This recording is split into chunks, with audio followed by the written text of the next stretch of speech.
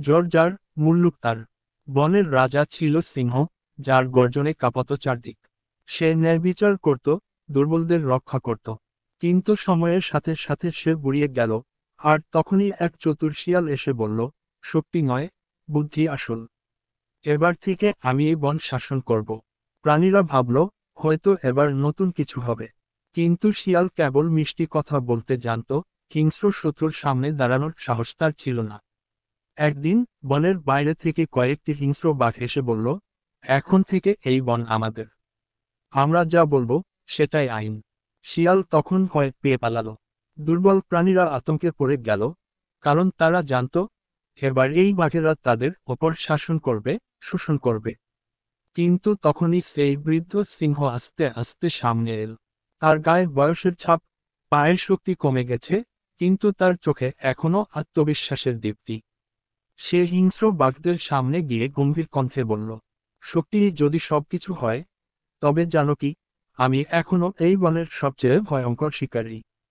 আমি হয়তো দুর্বল, কিন্তু বনের সব প্রাণীরা এখনো আমাকে মানে, আমাকে ভালোবাসে। যদি আমি ডাকি, তাহলে পুরো বন একসাথে তোমাদের বিরুদ্ধে দাঁড়াবে। শক্তি শুধু পেশিতে নয়, ঐক্যও আছে। যদি তোমরা এখান থেকে চলে যাও, তবে তোমরা নিরাপদ থাকবে। না হলে এই বন তোমাদের কবরস্থান হবে। বাঘেরা কিছুটা হতবাক হয়ে গেল। সত্যি, বনের সব প্রাণী সিংহের দিকে তাকিয়েছিল, তার এক ইশারায় সবাই একজোট হতে প্রস্তুত।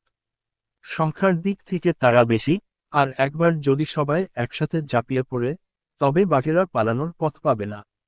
বাঘেরা নিজেদের মধ্যে ফিসফিস করে বলল, সিংহ হয়তো দুর্বল, কিন্তু পুরো বন তার পক্ষে আছে। লড়াই করলে আমরাও বিপদে পড়ব, বরং এখান থেকে চলে যাই। বাঘেরা পরাজিত সৈন্যের মতো লেজ গুটিয়ে চলে গেল। বন আবার শান্ত হলো। তখন সবাই বুঝতে পারল, শুধু ব্যক্তিগত শক্তি দিয়ে নয়, বুদ্ধি ও ঐক্যের শক্তিতেও জয় আসে।